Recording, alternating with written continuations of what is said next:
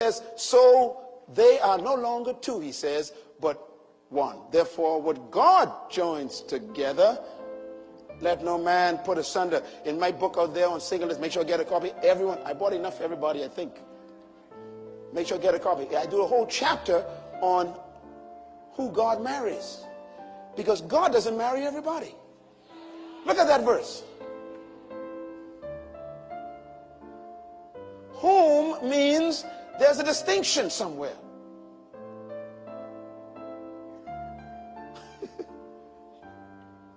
What God joined, what means there's some that he doesn't.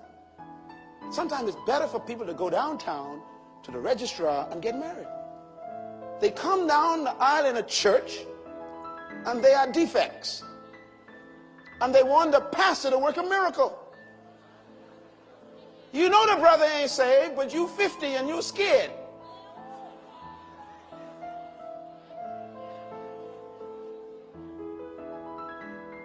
You know this girl ain't right, but you want someone to call wife. And you want the pastor to work a miracle in 1 hour.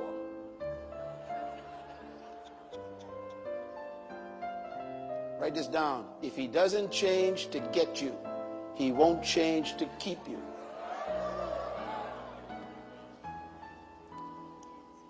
We got this idea that they'll change.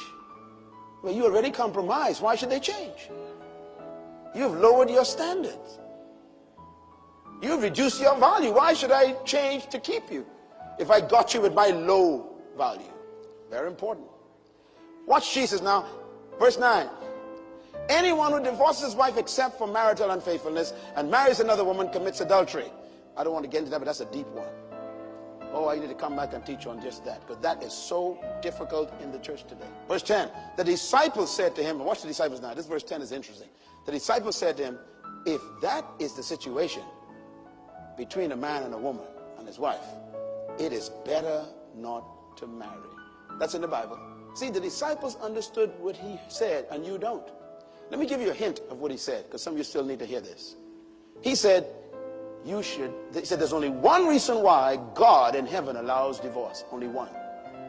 And it's adultery. Now watch this. Therefore, God has no tolerance of these statements. I don't love him anymore. We grew apart. We're not close anymore. I don't like him anymore. I think she's gone crazy now. I lost my love for her. We just went apart. Let me tell you how dangerous that is. If you get a divorce for any other purpose than adultery, in heaven, you are still married. This is the tough part of the session. That's why, if you get a divorce for any reason other than adultery, you're still married in God's sight. So if you go with someone else, he says, you cause them to commit adultery, because they are going with a married person, even though you think you are separated. Words of Jesus. When the disciples understood that, in other words, once you get into it, you are locked, unless the person commits adultery. If they curse you, spit on you, beat you, cuss you, slap you, now listen to me, I don't agree with that stuff, okay? And I will advise you to leave the home. That would be my counsel as a pastor. Because you're not supposed to be abused. But even if you leave the home and go live by yourself or with your mama, you are still married. Y'all don't want the word. Y'all want someone to give you permission to do sin. And I ain't got no interest in sin. And so you separate from your husband or your wife because of some problem other than divorce. As far as God is concerned, you are still married. And that's why Paul says if you separate, you must remain alone. And so you've been separated for 10 years, and your spouse, who you are married to, with whom you are not living with, has not committed adultery yet, then you are still married. So when someone winks at you in the church, in the choir, you must say, pardon me, I'm married still. And what are you waiting for? Waiting for my spouse to commit adultery. That's good, that's good, that's good. You see, the moment that they commit adultery, the covenant is broken, so you are free, Paul says, to marry again. Everybody say, phew. Now you feel better now? Okay. But if they didn't commit adultery, you are locked into that union in heaven. That's why that disciple says, if that is the case, then it's better not to get into it. That is why marriage is called an institution. Thank you, thank you, thank you, thank you, thank you, thank you. God locks you in, throws away the key. Tell your neighbor, I'm going to slow down right now.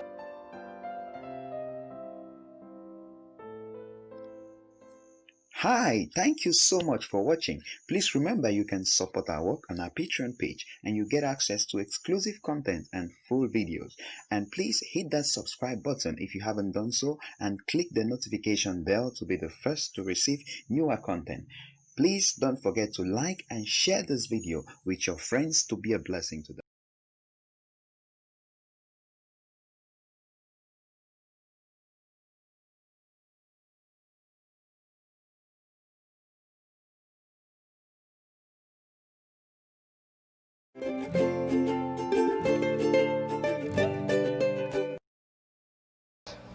Verse 6. So they are no longer two, he says, but one. Therefore, what God joins together, let no ex, old boyfriend, old girlfriend, or lawyer put asunder. Whom God joins together, he says, let no lawyer, no judge, no ex-boyfriend, girlfriend, or spouse, or even prophet put asunder. The emphasis here is whom God joins together. God does not marry everybody. The only people that God actually marries are the ones Jesus says qualifies in the beginning. So every marriage that is not in the beginning qualification is married by the state. Let me put it another way. Coming to a church building and standing here does not guarantee that God joined you together. Most of the marriages that I have seen in churches should not have been done in churches. They should have gone to the downtown registrar office and let some legal person just kind of speak over them. Why? Because if they join you together, when you're ready, they can put you asunder. Let me prove how that's so crazy. You come before God, you say, to get married, but then you go before the lawyer and the judge to get divorced. That's confusing to me. If you come before God to be put together, then when you're ready to be put apart, invite everybody back. Come on, let's talk about this. Get the bridesmaid, get the groomsmen, get the music, get all the flowers, and make sure God is present and say, now we want to be put asunder. I dare you. How dare you come before God to be married and go before the judge to be divorced? You hypocrite, you. I have a suggestion. Whenever you are about to print your wedding invitations, put on the bottom, and if we plan to get a divorce, keep this invitation. That's how ridiculous it is to walk down these aisles in a white dress and a blue and in a dark suit and tell God I do before him and go before a judge and says I don't. Verse 9, anyone who divorces his wife except for marital unfaithfulness and marries another woman commits adultery. She said, look, I didn't create divorce, I don't agree with it. He says, but at least I'll give you a standard. The standard is you shouldn't even think about divorce unless the other party has violated the marriage bed. In other words, the only qualification God allowed for you to do what you invented was sexual corruption. Now, why does he use the word adultery? I'm going to give you a quick lesson. According to Jesus, there's no other grounds for divorce. You can't say, well, I don't love him anymore. I don't love her anymore. It doesn't qualify for divorce. Or we outgrew each other. Still ain't qualified. Or I got saved. Still ain't qualified. The only way out of what you can't wait to get in is adultery.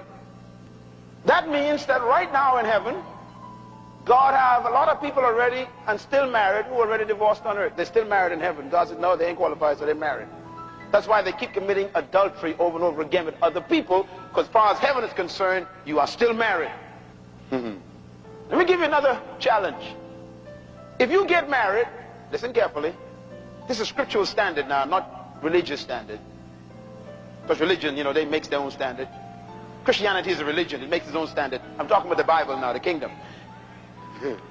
The kingdom says, if you marry a person and you decide to separate, you cannot marry anybody else, no matter how long as that other person does not commit adultery.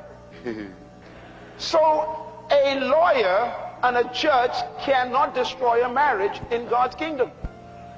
The only one that can destroy a marriage in God's kingdom is an adulterer. So if you decide you can't live with somebody anymore, not on the grounds of adultery, and you live apart, God's watching, because in heaven you're still married. And I don't care how many women wink at you or how many men wink at you and say they love you, you can't get involved. Why? In heaven you're still married. As long as that other person does not commit adultery, you are married before God. This is kingdom standard. Now when they commit adultery and you know and prove it, you are free to marry again. That's the grounds of kingdom. Do you know why? Because whenever you get married and you consummate that marriage with sex, blood is spilled. That's why two men cannot consummate a marriage. And that is why two women cannot consummate a marriage. Why? There's no blood covenant possible. See, marriage is not about rings. You know, in San Francisco, they keep putting rings. It ain't about rings. It's about blood. Oh, you don't understand. It's about blood. That's why the Bible talks so much about the blood. Because the blood is the foundation of both life and death. Life and death is in the blood. That's why every female comes to earth locked up. Completely locked up. Comes packaged. Locked up. Every female comes to this planet locked up. And the designer did a good job. He locked her up with a little film of skin called the pinna. And that pinna, the skin, is filled with blood. It's actually an organ, the doctors say. And all the organ supplies is blood. It locks her up. And the only way to open up a female is to spill blood on yourself and her. It's a blood covenant. So when a woman is opened by a man for the first time, there's a covenant cut. No matter what you say, God marks in heaven a little note. Covenant. Follow me now. That's why sex is only relegated to marriage. Because you don't want to cut a covenant with anybody who ain't going to be with you forever. So my wife and I cut a covenant on our wedding night. Blood on both of us. Matter of fact, if you read the scriptures carefully, you'll understand how deep this thing is to God. God told Moses that when a man and woman got married, when they went into the wedding bed the first night, the priest had to stand outside the door waiting for the sheet. Woo! And standing next to the priest, read the Old Testament, was the whole community and their parents with stones in their hands. And if the sheet came out and there was nothing on it, somebody died. We need to bring that back. clap loud. Don't get nervous. I know some of y'all ain't got no sheet at all right now, but I'm going to help you. But that's how serious God takes the covenant. I'm talking to singles. Watch this. So, when the blood covenant is cut between me and my wife in that marriage bed, undefiled, that means there's no problem in the bed, then if I was to have sex with another woman, I cut another covenant. Now you know the principle of covenant is the only way to break a covenant is to cut a new one. That's why you got the Old Testament covenant and the New Testament covenant. And what broke the covenant? It was blood on the cross. Oh, you don't get it. So the blood of bulls and goats and sheep and turtle doves in the Old Testament was a covenant that lasted for 1 year. But here comes Jesus, the Lamb of God. He's going to cut another covenant. This one is forever. Woo! But it was what? Blood.